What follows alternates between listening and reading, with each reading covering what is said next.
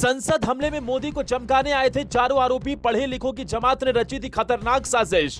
कोई एमफिल है तो कोई ग्रेजुएट तो कोई इंजीनियर। 4 युवाओं ने बनाया मोदी को सबक सिखाने का प्लान बी के साथ थी पूरी तैयारी। संसद में लगा दी सेंधमारी।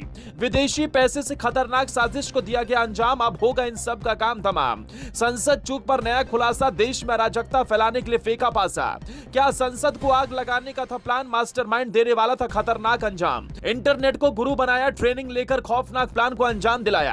संसद में खौफनाक प्लान को अंजाम देने की कहानी दिन पर दिन लगातार बढ़ती ही जा रही है। एक बार फिर से आरोपियों ने सबको हिला देने वाले खुलासे किए। इन सभी आरोपियों के निशाने पर मोदी सरकार थी, जिसके लिए इन्होंने खौफनाक प्लान तैयार किया था, जिसे सुनकर खुद मोदी, अमित शाह और योगी, दूसरे राजनीतिक दिग्गज नेता भी हैरान रह गए। ये चारों आरोपी पढ़े लिखे हैं। इनमें से कोई एमफिल है तो कोई ग्रेजुएट तो कोई इंजीनियर। इन चारों ने मिलकर संसद में घुसकर जो हंगामा, इसके लिए इन्होंने प्लान बी भी तैयार किया था।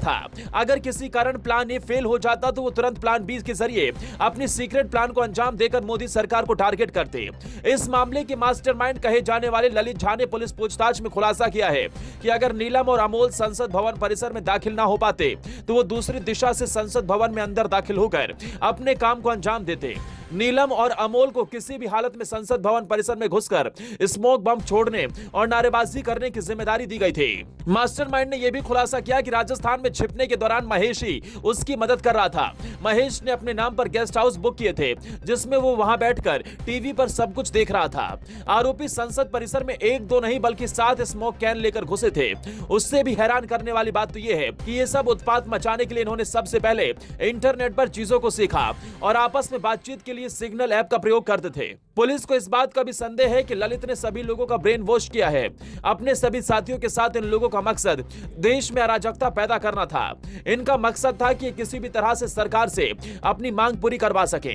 अपनी इस खौफनाक साजिश को छिपाने के लिए मास्टरमाइंड ललित ने सभी लोगों के फोन अपने पास रख लिए थे, जिसको उसने राजस्थान से दिल्ली जाते समय रास्ते में फेंक दिया। आरोपी ने इस बात को भी स्वीकार किया है कि संसद की सुरक्षा में सेंध लगाने की साजिश रचने के दौरान इसने लोगों से कई बार मुलाकात की थी। आगे की जानकारी के लिए लोगों को राजस्थान ले जाने का प्लान बना रहा था, जहां उसने फोन को जलाया था। अब गिरफ्तारी के बाद पुलिस हर एंगल से मामले की जांच में जुटी है। अंदर की खबर यह है कि 13 दिसंबर को घटित हुई इस घटना को पुलिस फिर से रिक्रिएट करके बारीक से बारीक जानकारी को सामने लाने की कोशिश में जुटी है।